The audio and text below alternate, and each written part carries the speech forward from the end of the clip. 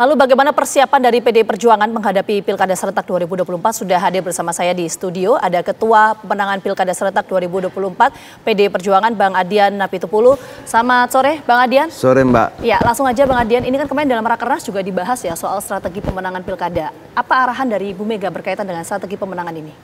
Ya, pertama kita akan membuat klasifikasi wilayah ya. Dan itu ada alat ukurnya, kita sudah sepakati alat ukurnya seperti apa, kemudian kita akan memperkuat tim, ya banyak lah yang akan dikerjakan ya.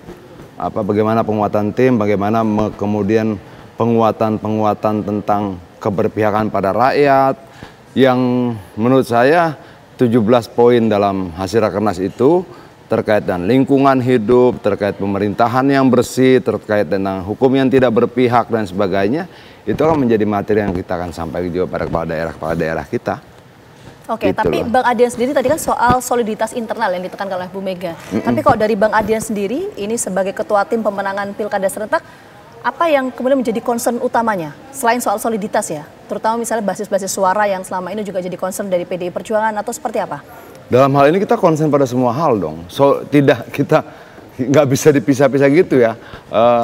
Lu nggak bisa bicara tentang hal lain kalau tidak solid, gitu loh. Tapi soliditas juga harus memperhitungkan wilayah luas, DPT, partai yang bekerja sama dan partai yang tidak bekerja sama dalam pilkada dan sebagainya, banyak semua dihitung. Oke. Makanya kita tidak akan terburu-buru untuk menentukan ini di sini, tidak. Oke, tidak terburu-buru ya. Artinya, Bang Adian kalau kita melihat secara heli view-nya ya, tidak berdasarkan wilayah per wilayah, artinya semua kader yang akan diusung atau non-kader yang akan diusung ini, sejauh ini belum ada nama yang diketok palu di internal.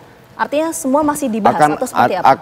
Semua masih dibahas. Mungkin yang pertama keluar adalah beberapa surat penugasan ya. Itu. Tapi kan sebenarnya begini loh Mbak.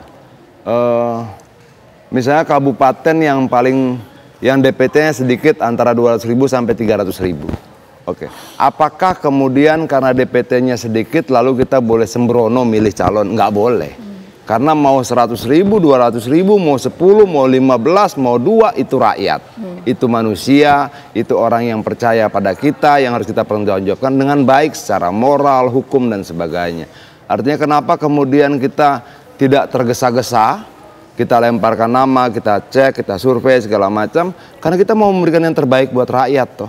Oke. Itu loh. Oke, ini kan artinya masih dalam pembahasan di internal ya Bang Adian. Iya. Tapi kalau kita bicara soal fokus ya Bang Adian ya, apakah yang akan difokuskan atau diprioritaskan oleh kader atau PDI Perjuangan dalam pilkada ini memang merupakan kader internal atau membuka peluang juga untuk non-kader bisa diusung oleh PDI Perjuangan? Terbuka ya, terbuka akan ada memang sekian banyak yang berasal dari kader internal, tapi bisa juga kemudian kader-kader yang kemudian orang-orang yang kemudian secara sukarela bersetuju untuk mendapatkan KTA PDI Perjuangan. Banyak lah Mbak. Okay. Kita terbuka buat semua kemungkinan lah, kira-kira seperti itu. Selama memang batasan ideologi konstitusionalnya tetap kita pegang teguh kan. Oke, Iya. kalau terbuka untuk non-kader dari internal PDI Perjuangan, artinya misalnya kalau ada tokoh yang akan maju melalui PDI Perjuangan, apakah harus ber-KTA PDI Perjuangan atau ya nggak masalah nggak ber-KTA? Loh, kalau pendaftaran kita buka buat semuanya. Oke. Untuk mendaftarkan diri ke PDI Perjuangan itu dari semuanya daftar, ada yang ber-KTA, ada yang tidak ber-KTA, ada yang berencana untuk ber-KTA, segala macam. Tapi kan memilih kepala daerah yang akan mempertanggungjawabkan rakyat di wilayahnya selama 5 tahun. Anggaran, kebijakan, keberpihakan, keberagaman dan sebagainya itu nggak semudah jadi gitu loh. Ya, okay. Semua ditimbang dan saya kan sebenarnya bukan pemberi rekomendasinya tetap nanti adalah DPP PDI Perjuangan. Kita cuma membantu melakukan pemetaan, membaca situasinya, memberikan masukan-masukan yang dianggap penting dan perlu oleh partai. Oke. Itu loh. Oke, itu kan soal pendaftaran ya Bang Adian. Iya. Ini jadi pertanyaan juga adalah bagaimana untuk sampai pada akhirnya diusung, apakah harus ber-KTA atau bagaimana? Kalau untuk pendaftaran ya tadi sudah disampaikan. Kita akan memprioritaskan yang ber-KTA dong. Oke, diprioritaskan yang ber-KTA. Kita memprioritaskan yang ber-KTA, tapi ada banyak pertimbangan. Dia sebagai apa? sebagai nomor satunya, nomor duanya, banyak lah Mbak pertimbangannya. Iya. Kalau kita ceritakan di sini mungkin panjangnya bisa seperti Rakernas 2 hari. 2 hari ya, Iya. kalau bisa dijelaskan. Iya. Tapi begini Bang Adian, apa sih yang menjadi pertimbangan kenapa kemudian pihak-pihak yang akan diusung oleh PDI Perjuangan ini yang harus ber-KTA PDI Perjuangan? Apakah ini juga akan berpengaruh terhadap kotel efek atau suara internal dari PDI Perjuangan sebagai sebuah mesin partai atau bagaimana? Begini Mbak ya, kita merumuskan banyak hal dalam Kongres, kemudian dalam rapat kerja nasional dan sebagainya kita rumuskan apa yang terbaik buat rakyat dan bla bla bla bla. Oke. Artinya bahwa kemudian siapa yang harus kita pilih? Mereka yang sanggup membawa beban mandat ini.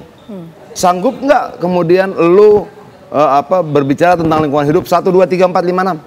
Sanggup nggak kemudian lu memastikan bahwa kemudian aparatur penegakan hukum dalam proses demokrasi ini tidak boleh berpihak pada salah satu calon? Kenapa? Yang membayar gaji mereka, pakaian mereka, sepatu mereka itu seluruh rakyat Indonesia apapun berbeda pilihannya. Oke? Karena lu dapatkan uang, gaji, fasilitas dan sebagainya dari seluruh rakyat Indonesia, lu tidak boleh berpihak.